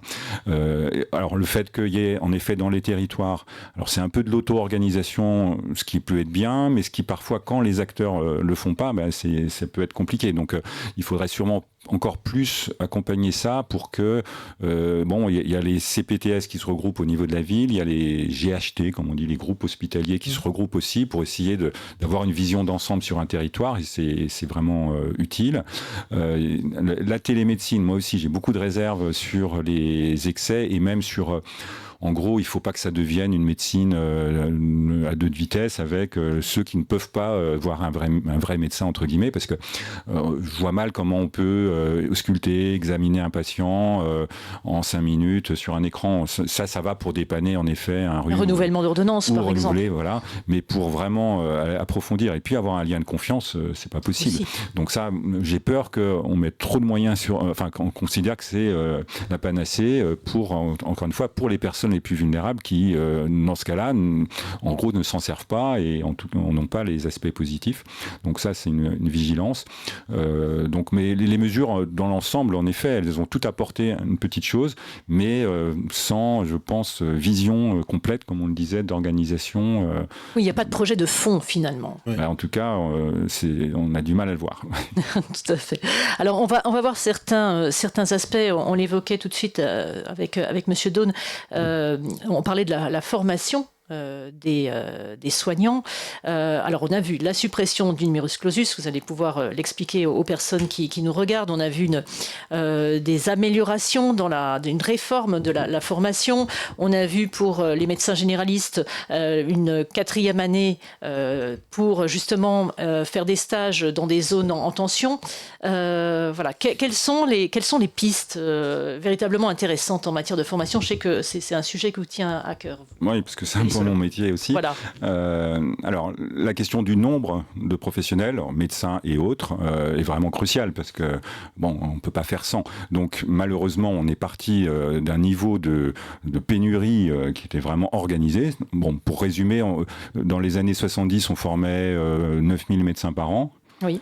Et puis il y a le numerus clausus. Alors le numerus clausus, faut l'expliquer. Oui, ça date de quelle année? 71 72, ouais. Mais ça a commencé à réduire à partir de 75, fin des années 70, avec la volonté, donc vraiment de faire, en pensant que moins il y aura de médecins, moins il y aura de dépenses de santé. Voilà, c'est-à-dire qu'on limite le nombre pour les étudiants en médecine qui passent en seconde année. Voilà. Avec un concours qu'on sait très sélectif, en effet. Et donc on est passé de 9000 à peu près, je crois, entre 8000 et 9000 dans les années 70. Au bas du plancher, c'était 3500. Moi, quand j'étais formé, on était 4000, je crois, par promotion. Oui. Donc, on a baissé de plus de moitié. Et puis, ça a été le dogme pendant plusieurs décennies, presque. Et ça fait seulement 20 ans qu'on s'est dit que ça allait pas et qu'il fallait remonter. Et donc, c'est remonté progressivement, de manière lente jusqu'à récemment, jusqu'à retourner à peu près à ces 8000 de cette période-là. Sauf que on est en 2024, la population a beaucoup augmenté quand même, en 50 ans déjà. Et les besoins donc augmentent, les besoins de santé augmentent, et puis le temps de travail a baissé, donc des médecins. Donc fatalement, on est loin du compte. C'est pour ça que, heureusement, quelqu'un d'intelligent dans un ministère a dit, je sais plus qui, mais on va ouvrir. Alors, c'est pas supprimer, parce qu'il faut pas rêver, tous les étudiants qui veulent faire médecine ne font pas médecine, donc il y a forcément des quotas qui sont quasiment des quotas de place. C'est pas que il y a des critères de qualité, de notes, évidemment, mais il y a aussi chaque université définit son nombre d'étudiants reçus. Et c'est encore largement insuffisant. Ça a augmenté de 1000 ou 1200 du fait de l'ouverture du numerus clausus. Donc on est encore loin du compte. Alors je sais qu'il y a des gros freins. Moi, quand j'en parle à nos doyens, ils nous disent mais on peut pas faire plus parce que on n'a pas assez d'enseignants, on n'a pas assez de place dans les facs. Donc je ne veux pas dire on augmente le nombre d'étudiants. Il faut aussi l'accompagner et qu'il y ait des mesures d'enseignants supplémentaires, de locaux supplémentaires, parce qu'effectivement les facs elles débordent un peu en ce moment, mais c'est vraiment crucial. Mais excusez-moi, je vous interromps, mais c'est aussi une mesure dont on ne verra les fruits finalement que dans quelques années, puisque c'est seulement la 2e année. Donc on sait que les études de médecine sont longues, donc du temps que ces professionnels sur le marché, c'est loin. On nous disait tout ça, oui, ça sert à rien, ça sera que dans 10 ans, mais si on le fait jamais, ça sera. Effectivement, il fallait le faire. Donc il fallait le faire, et bon, petit à petit ça avance. sens. Là, nous, on voit nos effectifs d'internes qui augmentent et c'est plutôt une bonne façon de se projeter dans l'avenir, mais il y a encore du travail. Et vous savez, Gabriel Attal, je crois, quand il était Premier ministre, a annoncé comme ça brutalement qu'on allait doubler, passer de 8 000 à 16 000 d'un coup. Alors là, nous, on a trouvé que c'était peut-être un petit peu rapide parce que là aussi, il faut le penser. Et puis, clairement, le deuxième point, c'est un point différent, mais il suffit pas d'avoir plus de médecins, il faut aussi quand même d'organiser, en effet, leur travail et là où ils vont s'installer, parce que tant que c'est ouvert complètement, on risque d'avoir les mêmes problèmes qu'aujourd'hui, c'est-à-dire qu'ils vont tous aller beaucoup aller dans les endroits où ils ont envie d'aller spontanément pour plein de raisons. Et donc, je pense qu'il faut assortir ça d'une forme de régulation. Alors c'est les gros mots, je sais, mais il y a des propositions, puisqu'il y a même une proposition de loi plusieurs fois qui a été maintenant déposée de manière transpartisane. Donc la plupart des partis politiques notamment soutiennent de dire, alors je sais que c'est très sensible parmi les médecins et parmi les professionnels et les étudiants, qu'on va essayer d'introduire un peu de régulation. C'est pas vraiment la coercition complète, mais c'est de le faire de manière intelligente et si possible avec tous les acteurs concernés pour arriver vers quelque chose de plus positif. Et puis alors, juste j'ajoute un dernier point qui est plus qualitatif, c'est pas que le nombre, il y a aussi qui fait des études de médecine ou de pharmacie ou d'odonto. Et il y a vraiment la question des origines géographiques et sociales aussi. Si on veut que des médecins aillent s'installer dans la Creuse, il faut que ça soit des personnes en général qui viennent de ces régions-là aussi. Donc il faut qu'il y ait plus d'étudiants, plus d'accès aux études de médecine, par exemple, dans des régions où il y en a moins d'habitude, parce que c'est loin des facultés, parce que peut-être que socialement aussi c'est moins facile. Mais ça, je crois que c'est un enjeu majeur de faciliter l'accès aux études de médecine, notamment à des régions ou à des catégories de la population qui spontanément ne vont pas vers ça. Parce que c'est une manière de diversifier les origines et donc aussi les capacités ensuite à revenir dans des régions où, quand on a ces attaches, alors c'est pas le seul facteur, il y en a d'autres c'est sûr, mais quand on a des attaches quelque part, on a plus de chances d'y retourner, plutôt que d'imposer à un étudiant parisien d'aller je ne sais où, dans la Nièvre, alors qu'il connaît personne et qu'il connaît pas la région. Parfois ça match, il y a des effets, il y a des belles histoires, mais en moyenne, ça peut pas être suffisant. D'accord. Alors, vous parliez de la régulation de l'installation des médecins.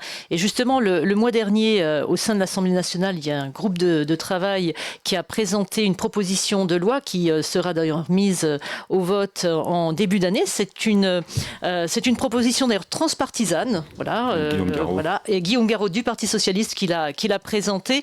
On peut peut-être la voir à l'image. Je crois que Éric pourrait nous la montrer.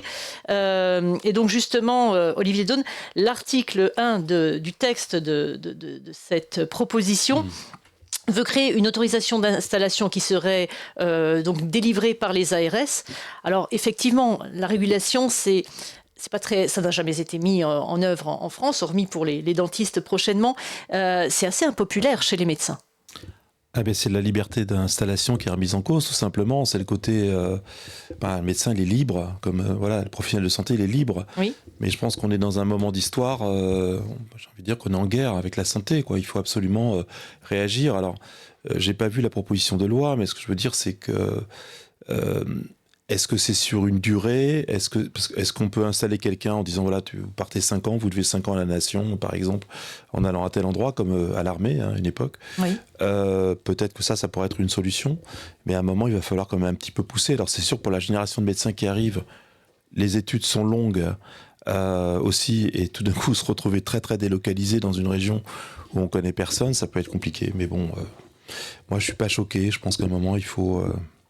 vous avez bien entendu, c'est transpartisan, quoi. Oui, voilà, tout à fait. Enfin, des politiques prennent leurs responsabilités. Exactement. C'est pas de gaieté de cœur, c'est pas de gaieté de cœur. Donc, Oui, donc vous pensez également que c'est une bonne mesure. On peut la voir effectivement, Éric. On a une petite photo. Voilà, c'est celle-ci. Voilà, on voit des intervenants qu'on voit de différents partis politiques. C'est tout à fait transpartisan, comme on le disait.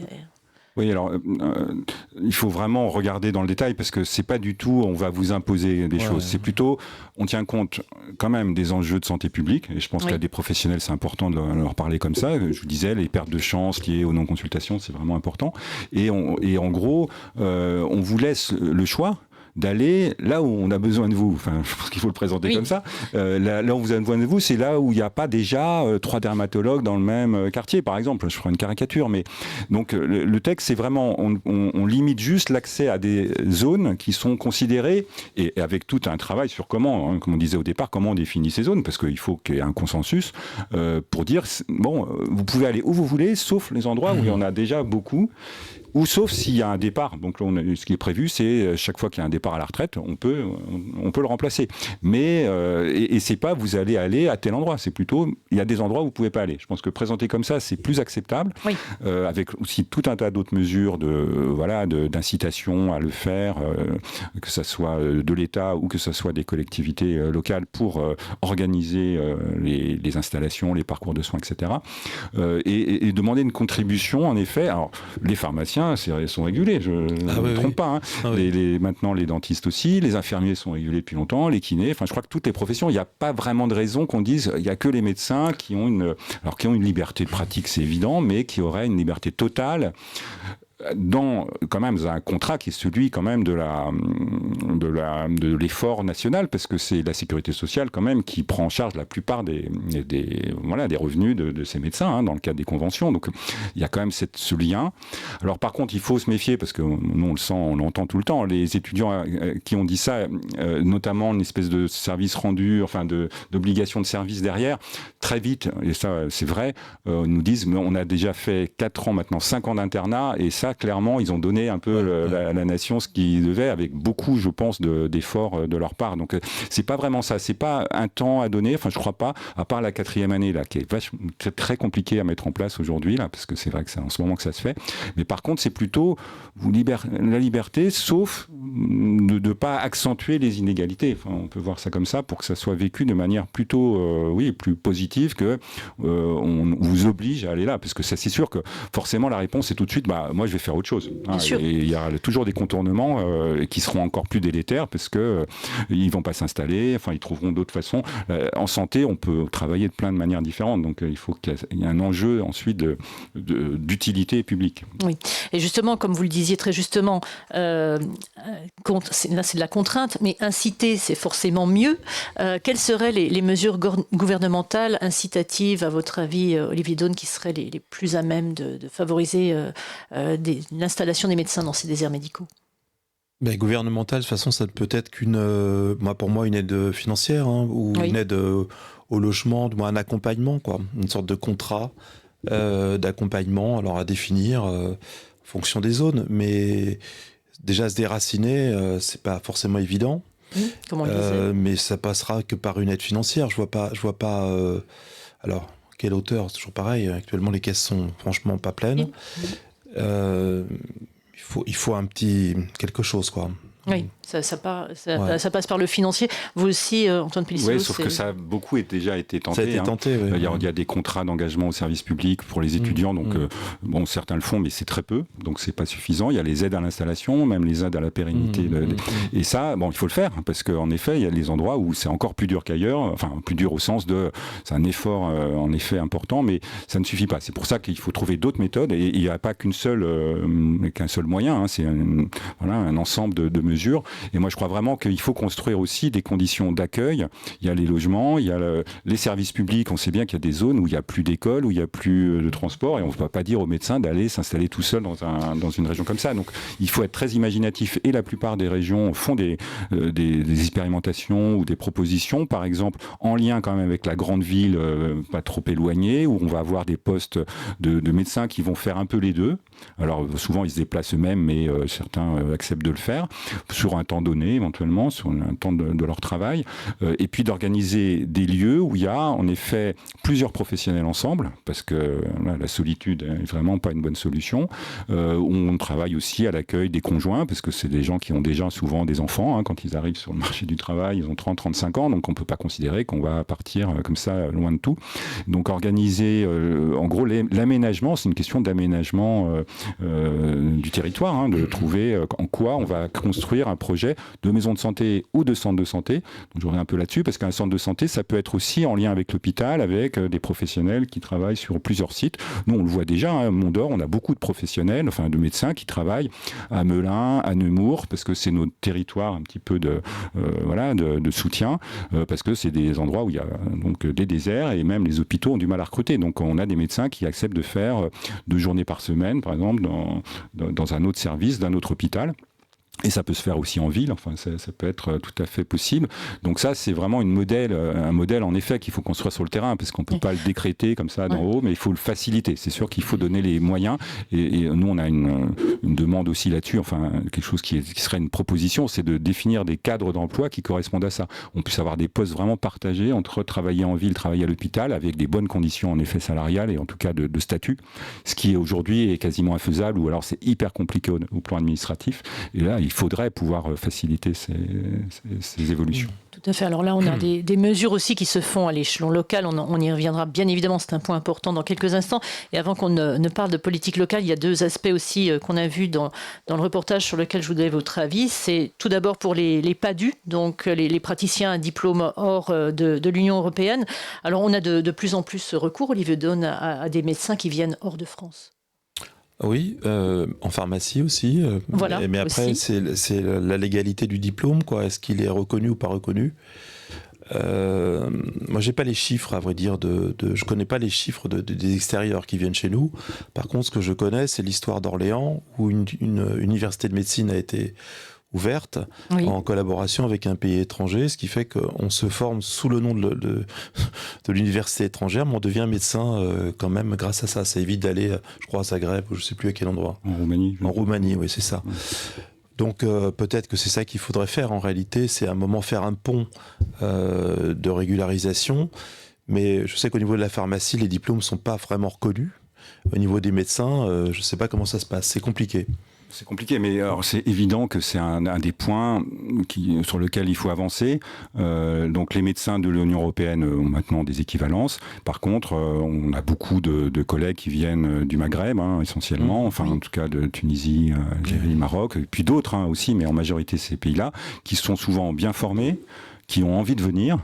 Envie parce que c'est leur choix personnel de vie, et pour lesquels, malheureusement, depuis toujours, on se heurte à des contraintes qui sont des contraintes logiques de niveau, parce qu'il faut contrôler le niveau, il ne faut pas qu'on accepte n'importe quel professionnel sans avoir vérifié ses connaissances. Mais je peux vous dire, parce que moi je pratique tous les jours dans mon service, et puis dans tous les hôpitaux c'est le cas, on a beaucoup survécu quasiment grâce à eux, clairement, depuis de nombreuses années, parce qu'il y a des services qui sinon fermeraient, sauf qu'on n'a pas reconnu leur travail à juste valeur, c'est-à-dire au niveau notamment des rémunérations, et puis ils ont un parcours du combattant pour arriver à faire reconnaître leurs compétences.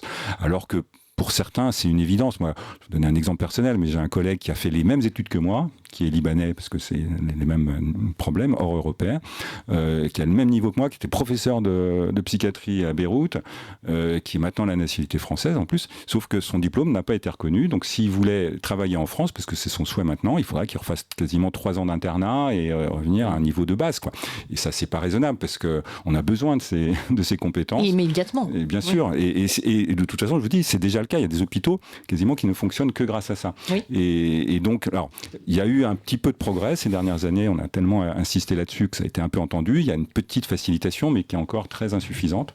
Donc, il faut progresser. Alors, c'est vrai qu'il y a toujours en arrière-plan l'espèce de réticence que de dire il faut pas non plus, on dit piller les pays, malheureusement, qui sont eux-mêmes des pays sous-développés et en tout cas en grande difficulté. C'est évident. Et notre but, c'est pas de dire on va recruter tous les médecins de ces pays. Oui, accaparer les médecins d'un autre pays, bien sûr, parce qu'ils en ont bien besoin. Et alors, moi, ce que je constate juste, c'est qu'on ne fait que accueillir ceux qui sont déjà sur place ou qui veulent venir à tout prix. Et là, il y a une espèce de concurrence. Il y a des pays européens, notamment la Suisse ou l'Espagne, l'Allemagne, qui font beaucoup plus ouverts.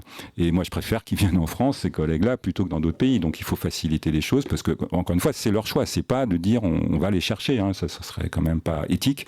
Mais quand ils sont sur place, autant qu'ils aient les fonctions qu'ils souhaitent et les rémunérations et qui contribuent, comme les autres, aux réponses. Et c'est pas je vous dis, c'est pas du détail. On est entre 10 et 15 000 praticiens, je crois, à un moment donné, qui sont dans le cursus. Oui. Et puis donc, dernière mesure, alors je vous ai vu effectivement sourire en disant cette mesure est terrible, et vous en l'évoquiez tout à l'heure, c'est l'âge du départ en retraite. On voit aussi le cumul emploi-retraite pour les médecins, on voit des âges extrêmement importants. Enfin, quel est votre sentiment par rapport à ces mesures? Il faut vraiment inciter les médecins à travailler le plus longtemps possible? C'est du palliatif. Oui, c'est ça, c'est palliatif, mais bon, par contre, on connaît quand même... moi, je connais quand même beaucoup de médecins qui ne veulent pas arrêter aussi. Hein. Oui. Même comme des particuliers, à un moment, l'âge de la retraite, certains veulent continuer. Mi-temps, quart-temps, tiers-temps, peu importe. Mais le médecin aujourd'hui qui veut continuer, j'ai beaucoup de respect pour lui parce qu'il est particulièrement utile. Par contre, 75 ans, ça me paraît compliqué, quoi. Il y a beaucoup de médecins aussi qui ne peuvent pas prendre leur retraite parce qu'ils ne trouvent pas de repreneurs pour leur cabinet. Est-ce qu'il n'y a pas des mesures incitatives? Il n'y a plus de reprise de cabinet en réalité. Là, exactement. Des successeurs. Des successeurs. Oui. Avant, les cabinets se transmettaient même financièrement. Oui. Et ça, c'est il y a longtemps. Oui, c'était il y a longtemps. Mais là, maintenant, ils ne trouvent même pas de successeurs. Forcément, même parfois, ils vont s'installer à côté pour récupérer la clientèle ou la patientèle. Voilà. C'est vrai que quand c'est un souhait d'une personne, tant mieux, et effectivement beaucoup le font par choix, oui. Mais il ne faut pas que ça soit la solution évidemment pour sauver le système, parce que si on incite trop, ils vont s'épuiser, c'est sûr que tout le monde a ses limites, et donc on ne peut pas se reposer là-dessus. C'est un des points qui permet encore aujourd'hui de fonctionner, parce que c'est vrai que beaucoup ont dépassé la limite d'âge, mais en général ils réduisent quand même leur temps de travail au fur et à mesure, c'est quand même mieux. Et puis alors c'est bien qu'ils puissent passer le relais, donc c'est vrai que la succession c'est aussi normalement une bonne façon de transmettre quelque chose aux générations d'après, et souvent c'est de plus en plus difficile parce qu'ils ne trouvent pas de relais. Mais ça vraiment, je pense que c'est toutes les mesures qu'on a évoquées là qui permettent, j'espère, d'éviter cette petite dérive là, qui serait en effet que ça soit pas le choix. Alors bon, il y a les questions de retraite et autres qui peuvent être posées dans certains cas, mais l'essentiel vraiment c'est que ça soit quelque chose de volontaire. Une volonté, évidemment. Tout à fait. Alors on l'évoquait, on va maintenant parler de politique locale. Quelles sont les mesures que les élus peuvent mettre en place? Et donc nous avons le plaisir d'avoir Olivier Daune avec nous sur le plateau, qui a inauguré très récemment une maison de santé pluridisciplinaire à Joinville-le-Pont. On va voir quelques images.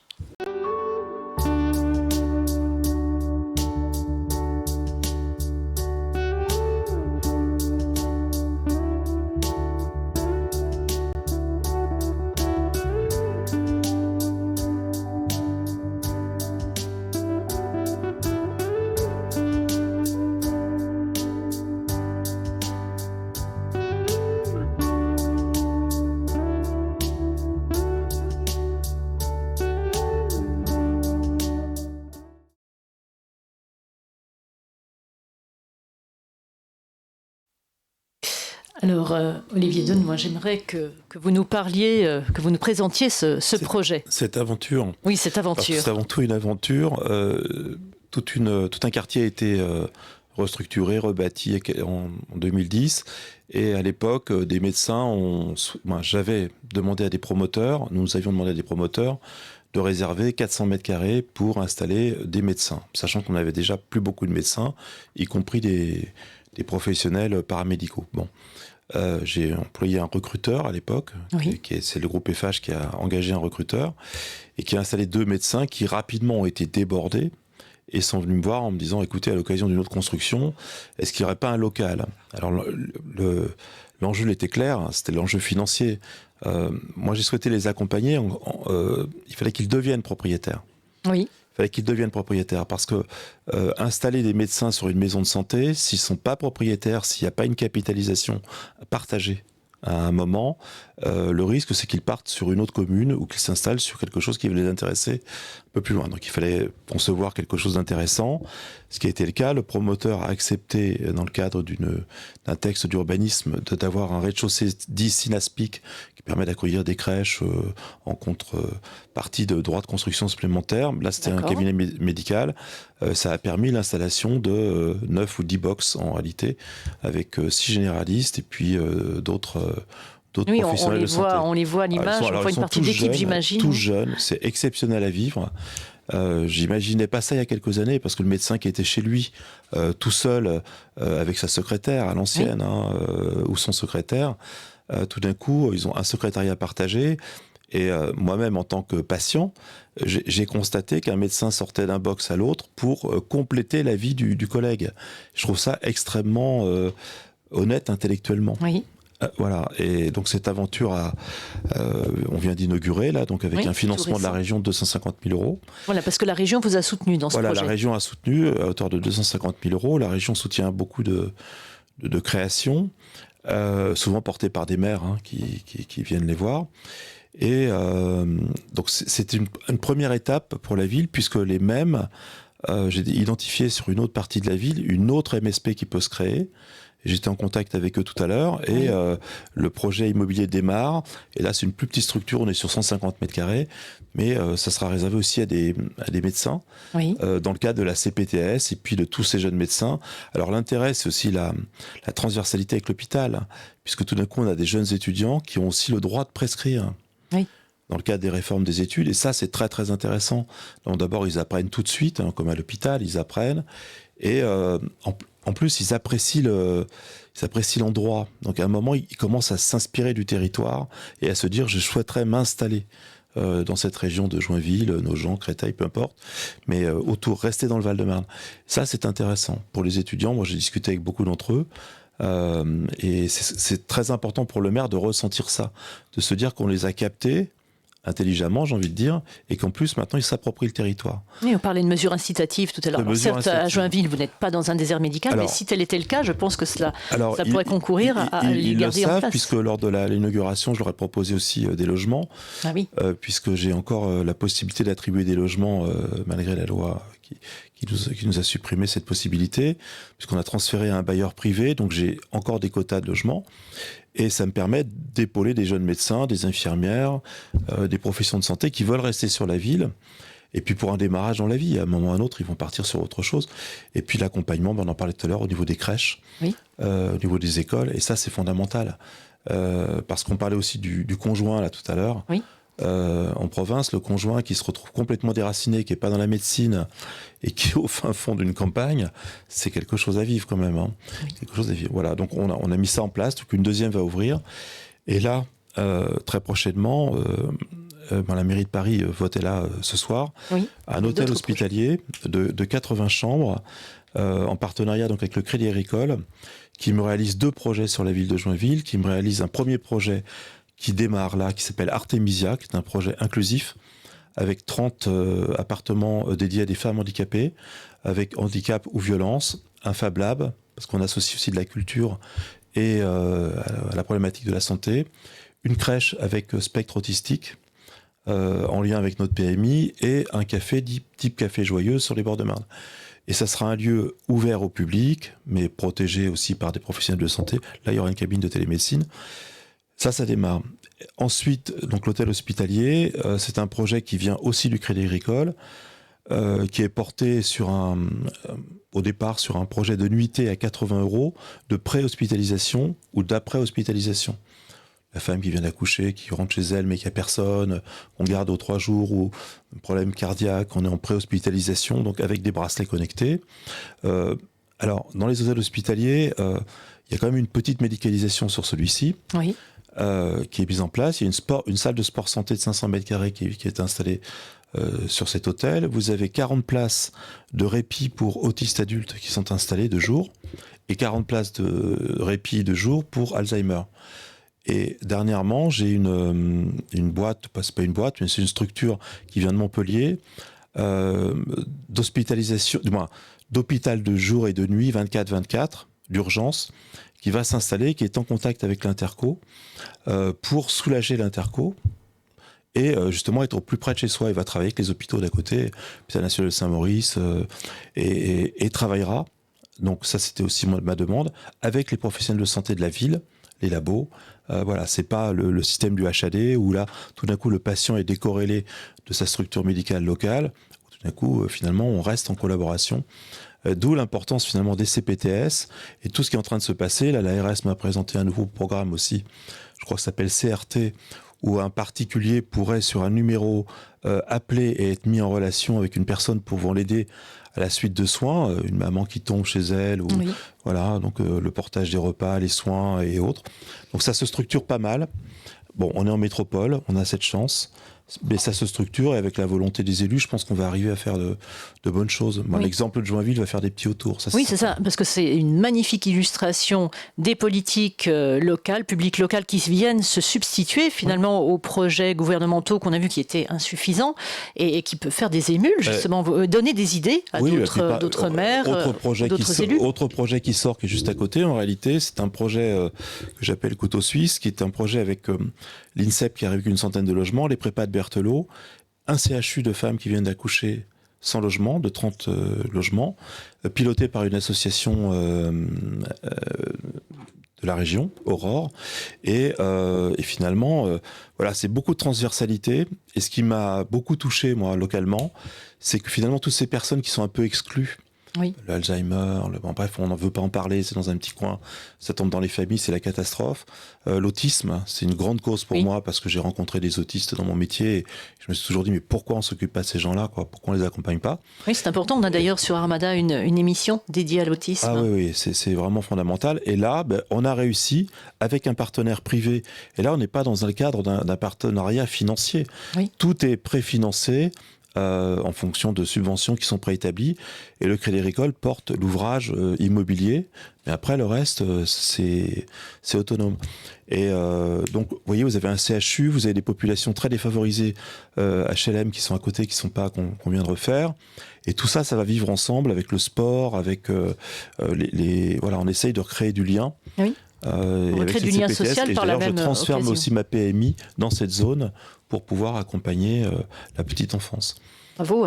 C'est vraiment. Je suis très content, mais ça a pris 3 mandats pour faire un truc comme ça. Voilà. Mais c'est un temps long, bien sûr. C'est un temps long, mais quand on veut, voilà, on peut. Bravo. Mais on a vraiment le bras armé sur la promotion immobilière. Oui, ça, donc, à un moment, les constructions, c'est les constructions. D'accord, on en a besoin. Il faut des logements. Mais moi, je construis 400 logements sociaux là, et c'est une ville dite de droite. Je suis uniquement Valérie Pécresse, mais je les ai dédiés à des populations qui en ont besoin aussi, sportifs, infirmiers, professions de santé, policiers, RATP, et qui vont vivre dans cet environnement de santé qui va aussi favoriser l'arrivée de nouveaux arrivants sur Joinville-le-Pont, tout simplement, parce que vieillir à Joinville dans ces conditions-là, avec une grande médecine de proximité et puis des très bons hôpitaux à côté. Beaucoup plus facile, évidemment. Beaucoup plus facile. Totalement. En tout cas, bravo pour ces initiatives portées au niveau, à l'échelon local. Et donc vous, Antoine Pellissolo, j'imagine qu'il y a des choses aussi très intéressantes qui se font à Créteil. Et je sais que vous attachez aussi beaucoup d'importance aux contrats locaux de santé. Oui, parce que c'est vraiment le bon levier pour en effet construire, parce qu'il y a besoin de beaucoup de partenaires. Et les contrats, c'est un engagement réciproque de la commune ou de l'intercommunalité et des tutelles pour faire des projets.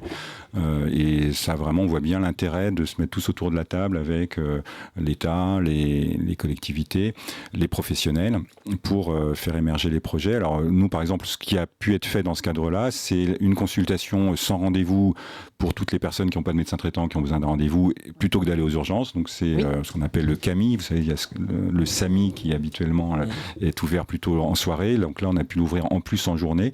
Et comment est-ce que ça fonctionne concrètement ? C'est en fait, alors ça passe quand même par les médecins, c'est-à-dire qu'on ne peut pas se présenter directement. Il faut appeler un numéro qui va vous donner un rendez-vous. Mais vous avez un rendez-vous dans la journée ou dans les 24 heures. Donc c'est quand même une très bonne réponse à toutes les personnes qui soit ont pas de médecin traitant, soit dont le médecin n'est pas disponible à ce moment-là. Et ça évite vraiment le passage aux urgences parce qu'il y a plein de choses qui ne nécessitent pas du tout le plateau technique et les urgentistes. Donc ça, c'est quand même quelque chose d'important qu'on a pu développer grâce à la CPTS, effectivement, à la communauté des professionnels du territoire. Et puis on a un projet, je vous disais aussi, de maison de santé plutôt universitaire, donc avec les professeurs de médecine, notamment générale. Et puis moi, je crois qu'on va avancer parce qu'on n'a pas encore défini ça, mais je pense beaucoup qu'il faut aussi des centres de santé qui puissent être portés par les collectivités avec un modèle assez différent, qui n'est pas le modèle libéral, c'est-à-dire le paiement à l'acte et oui, les revenus libéraux, mais qui est du salariat pour les professionnels, c'est-à-dire qu'ils ont des contrats salariés et qui ne sont pas rémunérés juste à l'acte, et ils peuvent être rémunérés sur des résultats de santé publique, comme on dit, c'est-à-dire on s'occupe de telle maladie chronique, on s'occupe de telle éducation thérapeutique, des choses qui concernent beaucoup les personnes, là aussi, socialement défavorisées, parce que le problème des inégalités de santé, on les voit bien sur les territoires dans lesquels les personnes sont démunies. Et donc, c'est des soins qui sont plus coûteux, qui prennent plus de temps. Il y a des gens qui ne parlent pas français, pour lesquels il faut du temps. Les petits-enfants, en effet, de la PMI, qui sont encore plus en besoin de surveillance. Donc, tout ça, ça consomme du temps, mais utilement. Donc, je pense qu'il faut... Alors, il y en a déjà beaucoup, des centres de santé municipaux ou publics. Il y en a aussi des privés où là, je pense qu'il faut se méfier parce que ça peut être pour certains un investissement juste, en tout cas de financiarisation, et ça vraiment c'est pas le bon modèle, mais que ça soit porté par le service public d'une certaine manière ou les collectivités. Et je crois que ça répond beaucoup aussi aux aspirations, pas de tous les professionnels, de tous les médecins, mais d'une bonne partie, peut-être la moitié ou je ne sais pas dire, mais certains qui préfèrent avoir un emploi salarié avec des horaires un peu fixés, des revenus à peu près assurés, et faire un travail qui soit un travail conforme à leurs valeurs. Et je pense que tout ça complète, parce qu'il y a aussi d'autres qui ont envie plutôt de travailler à leur compte et peut-être de gagner plus au final, parce que ça peut être une petite différence. Mais les médecins salariés de ces structures sont plutôt aussi assez bien rémunérés. Je pense qu'il n'y a pas de problème. Et ça complète en tout cas l'offre de soins pour répondre à ces problèmes de territoire un peu délaissés. Oui. Et puis je sais aussi que là, pour vous, il y a un point essentiel, c'est la relation ville-hôpital. Bah oui, parce que par nature, moi je travaille à l'hôpital et on a les échanges. Mais comme je vous disais tout à l'heure, l'hôpital c'est à la fois le lieu de formation des jeunes et c'est quand même le recours pour les pathologies les plus sévères et en plus pour les urgences. Donc le fait qu'il y ait des liens mais constants et organiques, c'est-à-dire avec des conventions et des personnels qui font les deux, je trouve que c'est vraiment essentiel. D'autant plus dans des villes où on est dense, donc les quartiers de Créteil, même les plus en difficulté, ils sont proches, hein, c'est à moins de 2 km, donc c'est naturel qu'il y a des échanges. Hein. C'est plus compliqué, je comprends bien, dans des régions où il faut faire 50 km pour aller à l'hôpital. Là, c'est vrai qu'il y a plus de difficultés. Mais donc, quand c'est possible, qu'il y ait un lien vraiment fort, organique, et qui répond aussi aux aspirations, parce que les médecins installés, ils aiment bien avoir de temps en temps des réunions avec des collègues de l'hôpital, parler à d'autres spécialistes, faire de la formation, de la recherche éventuellement. Les maisons universitaires, je pense, peuvent avoir la vocation aussi à faire de la recherche en santé publique et en innovation de soins. Donc tout ça, ça peut être très vertueux et en effet, le lien ville-hôpital, c'est vraiment... alors, pas pour dire que l'hôpital doit être le centre, parce que moi, je trouve que c'est un peu... les soins, c'est quand même le plus proche de la proximité du logement. C'est l'hôpital, ça reste quand même un lieu qui exclut un petit peu, parce que à part les urgences où effectivement c'est ouvert tout le temps, avoir un rendez-vous dans les hôpitaux, c'est pas toujours simple. Donc je pense qu'il faut qu'il y ait un premier maillon qui soit quand même celui de la proximité immédiate et du médecin traitant qui, à mon sens, doit rester le pivot en fait du parcours du patient. Tout à fait. Alors, on approche bientôt du terme de cette émission. Je voulais encore vous laisser un petit peu la parole parce que je sais qu'il y a un autre sujet qui vous est cher. Évidemment, c'est la psychiatrie et notamment par le biais des conseils locaux de santé mentale. Et ça, c'est un point important qu'on se doit d'évoquer. Oui, alors merci. Pour aller vite, en fait, la santé mentale, c'est quand même 20% de la médecine à peu près, enfin, en termes à la fois de prévalence et de besoins. Donc, c'est un sujet central et qui a longtemps été délaissé. En tout cas, financièrement, on dit les parents pauvres de l'hôpital, de la santé, donc, alors que l'hôpital souffre déjà. Donc, ce qu'on souhaiterait vraiment, c'est qu'il y ait là aussi une vraie politique nationale. Bon, parce qu'il faut définir des objectifs, c'est très complexe, hein, ça va des soins les plus contraints parfois. Moi je travaille dans un hôpital où on a des personnes qui sont hospitalisées sans leur consentement par exemple, donc c'est quand même quelque chose de très particulier, donc il faut organiser de manière très, très stricte. Et puis la santé mentale, c'est la dépression, c'est le burn-out au travail, enfin c'est plein de sujets comme ça. Donc, c'est une priorité d'ailleurs pour le gouvernement. Cette année en effet, 2025 normalement a été proposée une grande cause nationale qu'on portait depuis pas mal d'années, années. Donc ça va être bien pour mettre le sujet sur la place publique, mais il faut aussi associer des moyens. Donc c'est là où on est un peu plus vigilant, parce que il faut parler de la psychiatrie, des personnes malades et des soignants qui s'en occupent. Alors au niveau local, vous évoquiez donc le Conseil local de santé mentale, c'est vraiment un très bon outil là aussi pour faire converger et se connaître tout simplement les acteurs là aussi de la ville et de l'hôpital. Oui. Et puis ça se décline comment En fait, c'est un lieu de concertation avec à la fois des réunions collégiales où on peut se rencontrer, puisque souvent le médecin traitant ne connaît pas le psychiatre de l'hôpital, il ne connaît pas non plus les personnes qui s'occupent du handicap, parce qu'il y a toute la notion de handicap psychique, donc on parlait de l'autisme, mais il y a d'autres formes de handicap psychique pour lesquelles il y a des structures qui accompagnent vraiment bien ces personnes. Il faut les médecins, il faut les éducateurs, parce que la santé à l'école est aussi un problème de plus en plus en crise. Il n'y a plus de médecins scolaires, il n'y a plus d'infirmiers scolaires, comme au travail et à l'université. Donc le milieu éducatif, l'université, les questions de logement, parce qu'on sait bien les élus sont très souvent interpellés quand il y a des personnes qui ne sont pas prises en charge et qui peuvent avoir des difficultés. Donc le CLSM en fait regroupe surtout la ville, l'hôpital, les bailleurs sociaux beaucoup, et puis tous les autres partenaires, pour faire des projets communs, pour traiter les situations difficiles, et puis pour faire beaucoup d'informations et de déstigmatisation, parce que c'est le premier pas pour pouvoir soigner mieux, c'est déjà de faire connaître les problèmes, comment les prévenir, comment y répondre, enlever toutes les arrière-pensées, bien les souvent, idées reçues. Associées à toutes les pathologies. Alors qu'il n'y a pas de lieu d'être, c'est des maladies comme les autres, au sens de il n'y a pas de culpabilisation à avoir ou de honte, malheureusement il y en a encore beaucoup. Donc voilà, c'est ça qu'on essaie de porter au niveau de projets nationaux, mais aussi au niveau local. Et il y a, je crois, 250 CLSM en France. Il en faudrait au moins 1000. Il faudrait qu'en gros, tout le territoire soit couvert, parce que c'est vraiment... Moi, je vois bien, notamment les élus qui ont pu développer ça, ils en voient tout de suite les avantages. Alors, il faut mettre un peu d'organisation, un peu de moyens en partie, mais vraiment, derrière, il y a beaucoup de oui, donc des moyens financiers et puis une volonté de les diffuser. C'est souvent juste d'avoir un coordinateur, par exemple, qui fait fonctionner le système et qui est souvent en partie subventionné par les ARS. Donc tout ça est plutôt en bonne voie, quoi. Très bien. Alors toute dernière question, parce que nous arrivons au terme de l'émission. Olivier Daune, vous avez mis énormément de mesures, on l'a vu, avec succès au sein de Joinville-le-Pont. Qu'est-ce qui vous manquerait à vous aujourd'hui pour aller encore plus loin? Est-ce que c'est du financement? Est-ce que c'est de l'aide de l'État, de la région? La région, je pense que déjà elle fait plus que son travail. Déjà, elle est très très... Oui, l'État, effectivement. Mais moi, je pense qu'une ville comme Joinville, on peut la dupliquer. Et peut-être qu'il faudrait qu'au niveau des élus, au plus haut niveau, il y ait quand même des personnes qui ont réussi sur leur ville à faire de la transversalité maximale et puis de la proximité, tout simplement à approcher nos gouvernants pour les tenter à des expérimentations sur d'autres villes, et surtout à les accélérer. Surtout que là, en ce moment, il y a des possibilités assez importantes qui sont offertes. Je pense qu'on a une fenêtre de tir qui est là, c'est la crise immobilière, qui fait que on a beaucoup de promoteurs ou de promotions qui sont stoppés sur des emplacements qui pourraient vraiment aujourd'hui être récupérés et faire double objectif. Hub santé, alors à définir, et aussi hub logement, parce que quelque part, aujourd'hui, les opérations qui sortent, elles sont souvent financées par la CDC, la Caisse dépôt consignation, dans un cadre social, et finalement, on pourra faire un double coup de regrouper des professionnels de santé, d'améliorer des situations sur des désertifications et en même temps de construire du logement. Mais c'est maintenant, et le temps que ça sorte, ça sort en 2 ou 3 ans.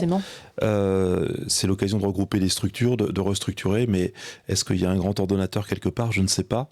Mais je pense que dans chaque département ou chaque département, tout simplement, ou chaque territoire pour l'Île-de-France, certaines personnes pourraient avoir la capacité de rapidement analyser la situation et de se dire on y va, on fonce là-dessus en expérimentation. Et peut-être plus de transversalité pour que la transversalité, entre vous, les idées puissent circuler. Moi entre mon installation de jeune pharmacien il y a 36 ans et aujourd'hui, mais le monde a changé au niveau de la santé. Le monde a changé, les besoins ont changé, les envies des professionnels de santé ont changé.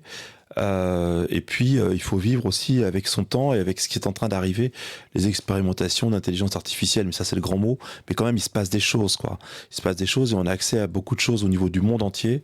Et prendre les expériences des autres et puis bien sûr je le dis avec toute l'amitié que je porte à nos hôpitaux, sauver nos hôpitaux parce que ça c'est un vrai sujet, c'est la base quoi, c'est la base. Si on n'a plus nos hôpitaux, s'ils n'ont plus les moyens, voilà. Mais il y a des bonnes mesures qui sont annoncées quand même au niveau des études qu'on a entendues tout à l'heure, qu'il faut qu'on étant patient 3-4 ans, je pense qu'on va reprendre un peu de soleil. Il faut l'espérer pour la santé. Très bien. Merci. Merci à vous, Olivier Daune. Antoine Pellissolo, peut-être une dernière chose à ajouter sur l'hôpital ou... Merci en tout cas de cette belle émission. Oui. L'hôpital, ou même globalement, je pense qu'on a commencé par ça, il faut vraiment qu'il y ait, que la politique s'empare de la santé vraiment, et que justement on porte et que les politiques s'en emparent en effet. Comme une forme de plan Marshall de la santé peut-être. Oui, et puis avec l'intelligence qui va avec, c'est-à-dire qu'il faut mettre tout le monde à contribution pour qu'il y ait vraiment un engagement, parce que encore une fois, je pense qu'une société qui va bien, c'est une société quand même qui soigne, qui fait attention, alors notamment aux plus fragiles, les plus âgés, les handicapés, etc. C'est vraiment, je pense qu'il faut répondre et il faut aider. Je pense que c'est à nous d'essayer d'aider les politiques à s'en emparer du mieux possible. Oui, en tout cas, merci infiniment à vous deux. C'était un plaisir. Votre expertise est vraiment un apport pour cette émission. Donc, merci à vous deux d'être venus sur le plateau pour nous éclairer sur ce sujet. Et donc, merci à vous également qui nous avez suivis pour ce sujet important de santé publique. On a vu beaucoup de questions, beaucoup de projets, de très beaux projets aussi portés par les villes. Donc, merci à vous qui nous avez suivis. Merci à Éric Muresan à la réalisation de l'émission. Merci à Rabat Baloul, le directeur d'Armada. Et merci à Éric Durand à la communication. Et puis moi, je vous donne rendez-vous très bientôt. Et puis, je remercie également, oui, tu as raison Éric, parce qu'il est là, il est à côté de moi, je ne l'ai pas remercié, c'est une erreur vraiment. Merci à Philippe Langonnet, notre photographe de plateau qui est venu spécialement aujourd'hui, donc merci beaucoup cher Philippe. Et puis moi je vous dis à très bientôt pour un prochain numéro de Place des Enjeux.